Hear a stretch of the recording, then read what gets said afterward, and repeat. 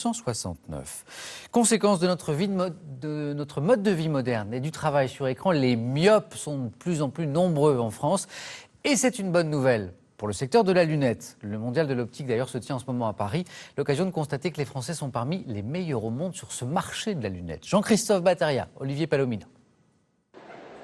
Dans la ligne de mire des 900 exposants du mondial de l'optique, un marché de 5 milliards, 70% des humains présentent un défaut visuel. De l'entreprise cotée au CAC 40 à la structure employant 3 salariés, les Français sont parmi les plus en vue. L'inventeur francilien Albert Ouaknin, père de la lampe de chevet miniature, présente une des grandes nouveautés 2012.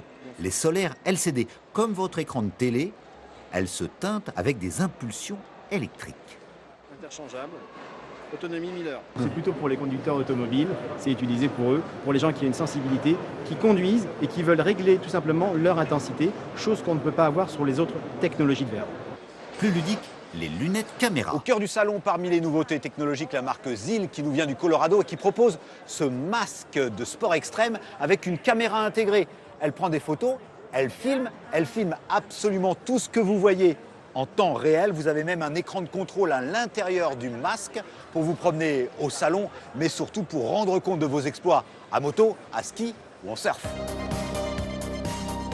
A l'inverse, les lunettes peuvent se faire grand écran de cinéma, pour le train ou l'avion, à partir d'un smartphone.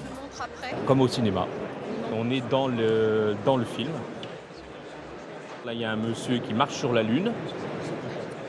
Question tendance, la mode est au néo-rétro. Les modèles des années 60 sont revisités avec des matériaux modernes. C'était un univers assez fermé, qui était d'ailleurs, j'aurais dire presque médical, entre guillemets, sauf les solaires bien sûr. Aujourd'hui, effectivement, les lunettes ont plongé littéralement dans la mode, elles ont plongé dans le design, et on a une créativité absolument incroyable, comme on l'a dans le domaine du meuble, comme on l'a dans le domaine de la mode, comme on l'a évidemment chez les constructeurs automobiles. Et dans la lunette aussi, la création française est éblouissante. Je vous le disais.